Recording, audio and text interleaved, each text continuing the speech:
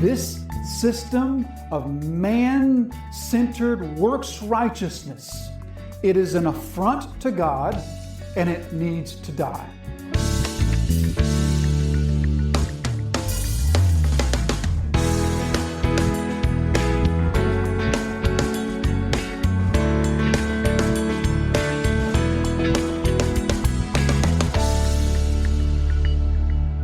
We turn our thoughts this morning to the topic of this triumphal entrance into the holy city. Now, last year, if you can remember a year ago, we had that message. The name of the message was Hosanna. If you want to refresh your memory of that from last year, the main takeaway from last year's message was that Jesus' entrance into the holy city was an acting out, a precursor of his next entrance into the holy city, which is the one that we await when he returns.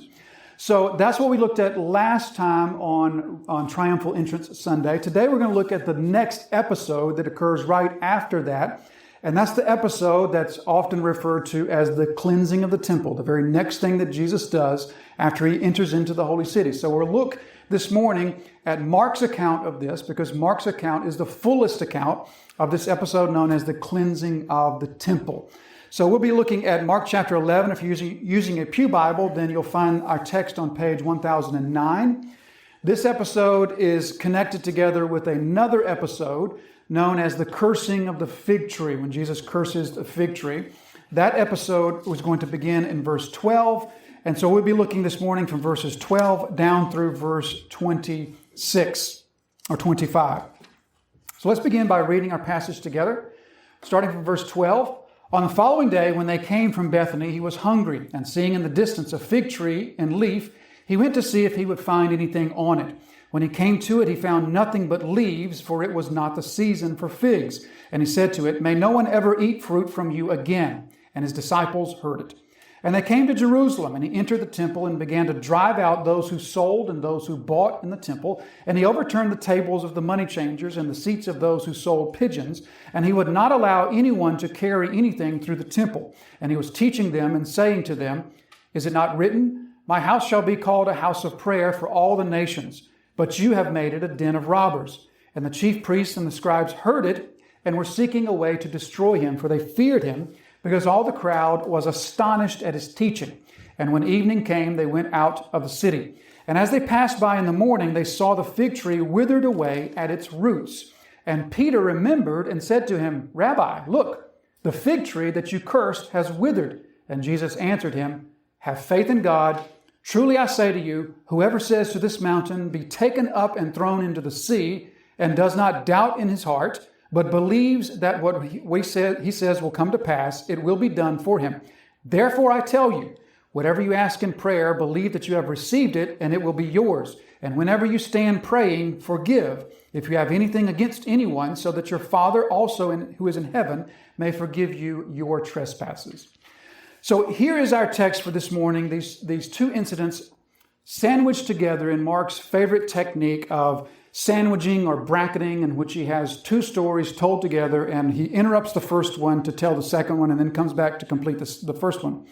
We saw this already in chapter 3, as he's already introduced this technique for us. He's going to use it many more times, but here we come to chapter 11, and the technique here is just going to work wonderfully for us as he's sandwiching these two events together. Matthew also puts these two events together, but Matthew tells of the cleansing incident, the throwing out of the temple, and then he follows that up with the cursing of the fig tree. However, Mark's method is going to be very effective for us as we seek to properly understand this passage this morning, because this, quite frankly, are two of the most problematic episodes in the life of Jesus, two of the most perplexing events in Jesus' life.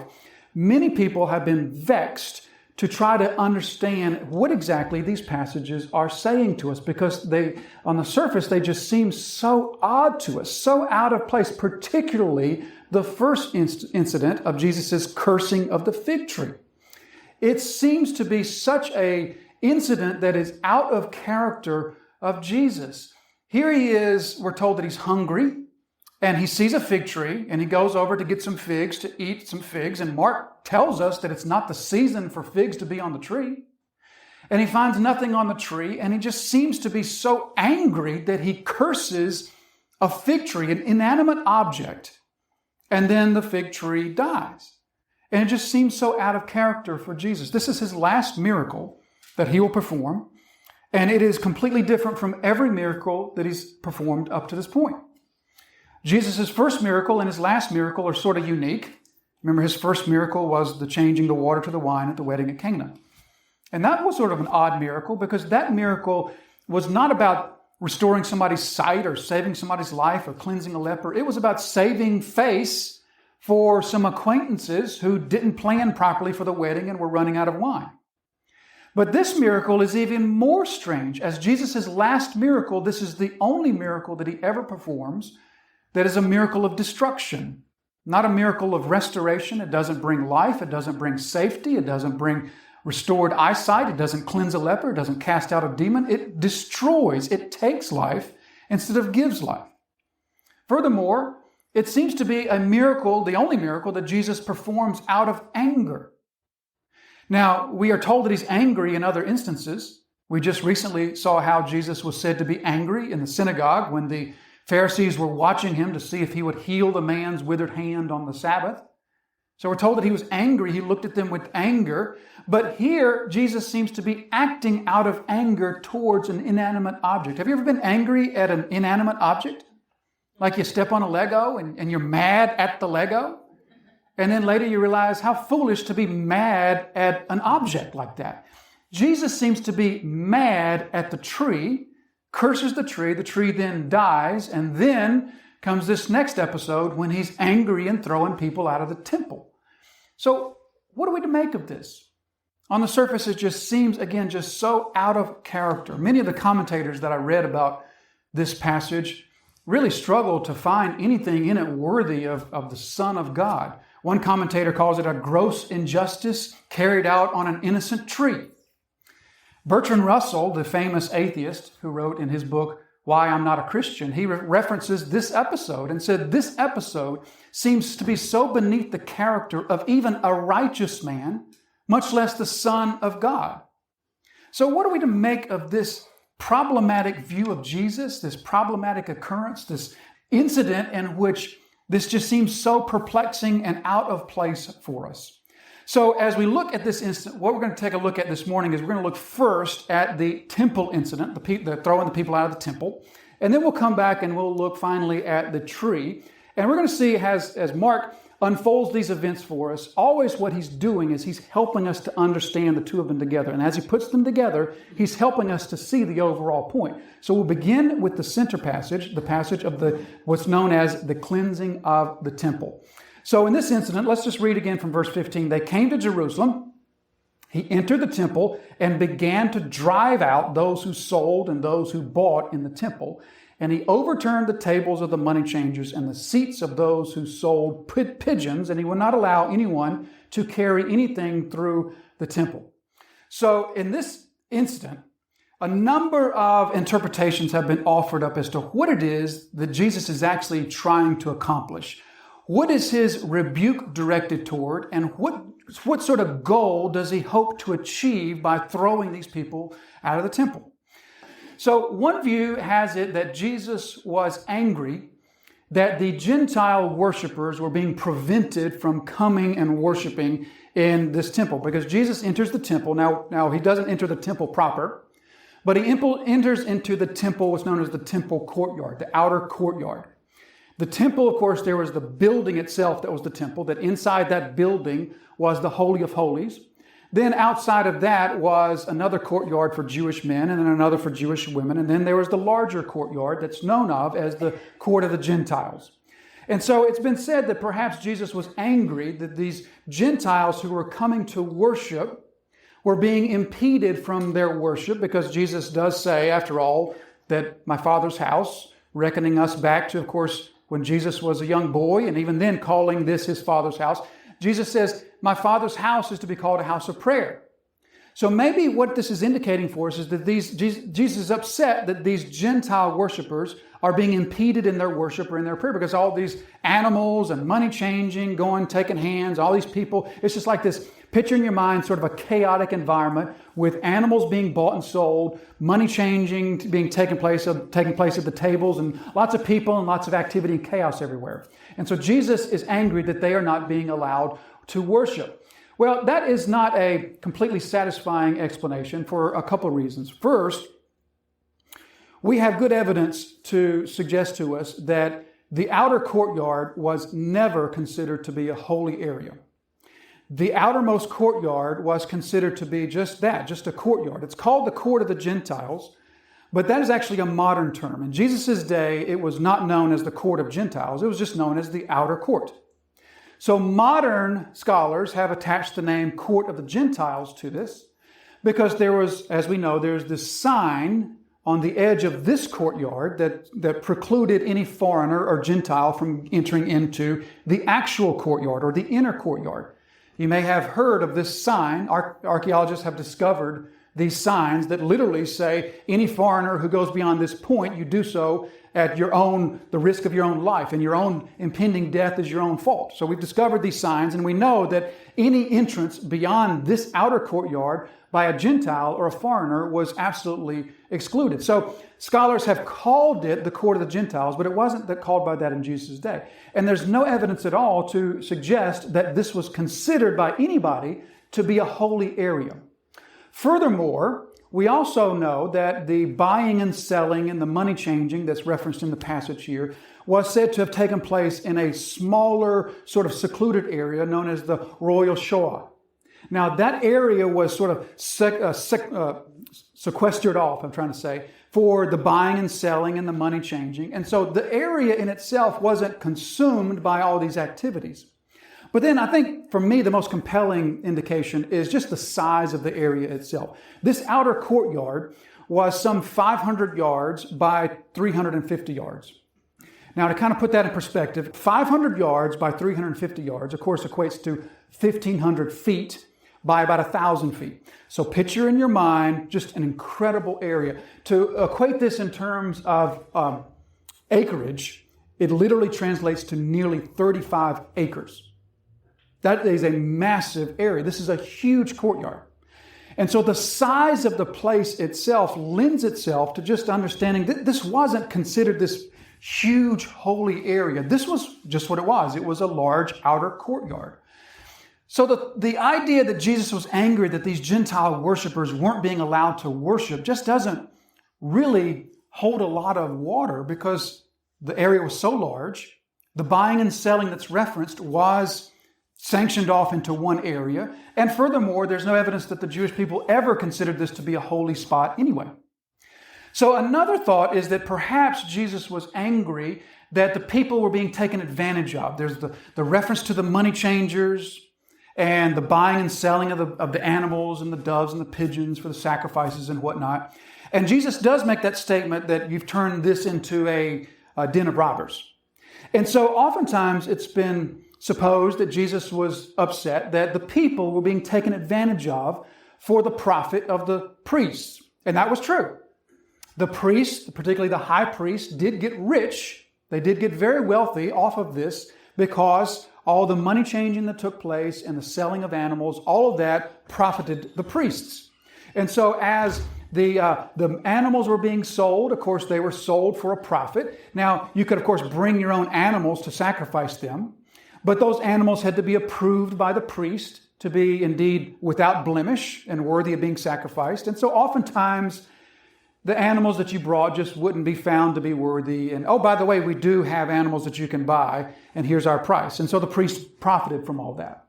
And so all that is very true. It's also true that the money changing profited the priests as well. So why were they changing money in the temple courtyard? Well, the money changers were there in order to change into the proper currency for all the worshipers to pay what's known as the temple tax that had to be paid each year by every Jewish man. So the temple tax was set in Exodus chapter 30 as half a shekel a year. Now, they had to pay the tax in a certain type of currency because the Roman currency wouldn't work, or any of the other currencies wouldn't work, because of two reasons. First of all, the Roman currency in particular was usually a currency that was made from metals that were alloys. And so it would be two types of metals together, making what we know of as an alloy type of metal. And so the Jewish people considered that to be a violation of the commandment.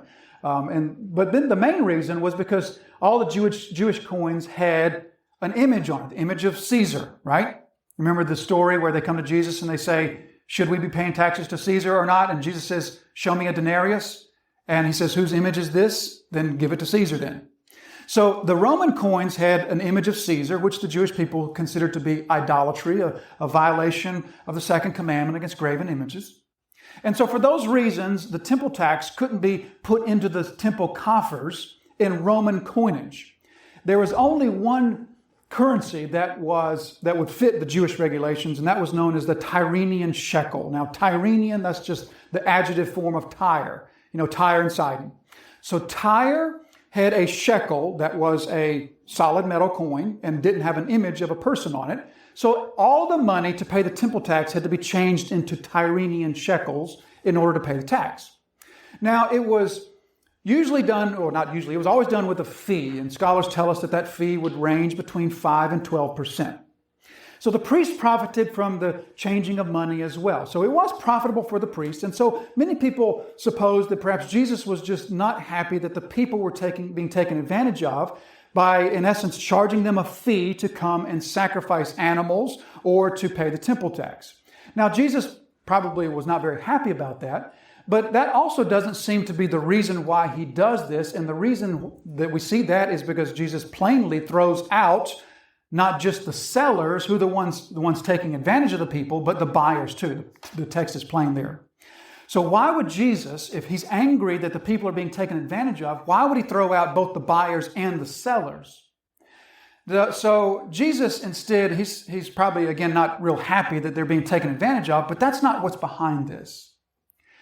Instead, for us to see what Jesus intends, what his purpose, what his goal here is, we just, I think, simply need to ask one key question. And that key question is this: why would Jesus be seeking to cleanse or reform the very thing that he has declared repeatedly needs to die? The very thing that he has declared needs to go away. All the way back from chapter 2, this is, I know we're in chapter 11 of Mark now, we sort of skipped over, but we'll see this theme carried all the way through Mark's gospel, but already in the early chapters, we've seen it when Jesus has declared, of course, the new patch that doesn't fit the old garment. It means that the new is not compatible with the old. The old system of legalistic man works righteousness has to go. Or the new wine that is not compatible with the old wineskins has to go. So why would Jesus be interested in reforming or cleansing? Because that's the meaning of cleanse, right? To cleanse something means that you are seeking to remove from it impurities to restore it back to its original function.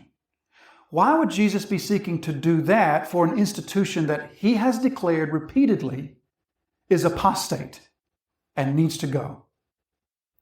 Instead, we will see that this is the most misnamed passage in all of the gospel incidents, because Jesus is here to cleanse nothing. I would be willing to wager that probably every Bible in the room has a subheading on this section that says something to the effect of Jesus cleanses the temple. He's not cleansing anything. He's here to destroy it. He's here to declare it dead and buried. He's here to say this corrupt system of works righteousness has to die. And so this is what Jesus is here in the temple to do. We have seen him say this early on from chapter 2 with, the wineskins parable, the new patch parable. He's going to say this plainly in chapter 3 and verse 2 when the disciples are going to say to Jesus, as they walk out of the temple, they're going to say, Jesus, look at this wonderful building. Isn't this amazing? And Jesus is going to respond, every stone will be torn down. There won't be two stones left together. Every one is about to be torn down. So what is Jesus up to, and what point is he trying to make, and why is he going about it in this way? So let's look at the text, and as we begin to look at the text, let's just put this into our mind. Let's just remind ourselves that Jesus is, of course, Messiah. Jesus is King. Jesus is our great high priest. Jesus is our rescuer. Jesus is also our prophet. The scriptures teach us that Jesus is the great prophet. Deuteronomy chapter 18 tells us that when God says, I will raise up a prophet, that he will speak for me. And God, of course, is pointing us not only to the prophets that would follow Moses, but to Jesus, who is the great prophet. So Jesus is the great prophet. Now, what do prophets do? Prophets do two things. Prophets speak for God. Remember, that's what the prophets would say, thus says the Lord. So prophets speak for God, but prophets also do something else. Prophets also act out the lessons that God wants to teach. We see this happening time and time again throughout the Old Testament. There's so many examples of the prophets acting out some lesson or some sort of truth that God wants them to act out for the people. Just think of Isaiah, when Isaiah was told to walk barefoot and naked. Or remember Ezekiel chapter 4, when Ezekiel was told to take the bricks and make a little miniature Jerusalem, and then put that little miniature Jerusalem under siege to say, this is what is coming. Or just think of the prophet Jeremiah, when Jeremiah puts the yoke on his shoulders, and then the other prophet by the name of Hananiah comes and breaks the yoke. And God says, as this yoke is broken, so I will break Nebuchadnezzar's yoke. And so many other instances. Think of Jeremiah. Who can forget the potter, the potter's flask that was broken, and that whole illustration of the potter. That's what prophets do. They speak for the Lord, but they also act out for the Lord. And so this is what Jesus is here to do.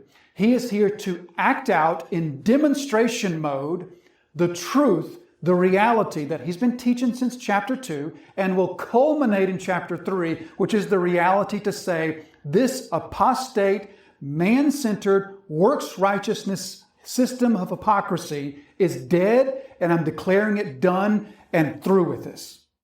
And so when Jesus comes here, he's going to declare God's outrage or God's dissatisfaction particularly with three things. Let's take a look in the text once again. So he came to Jerusalem, entered the temple, and began to drive out those who, first of all, sold and those who bought in the temple. So those who are selling and buying. Secondly, he overturned the tables of the money changers and the seats of those who sold pigeons. Thirdly, he won't allow anyone to carry anything through the temple. So three things that Jesus seems to be focused on. One is buying and selling. Two, money changing. Three, carrying things through the temple.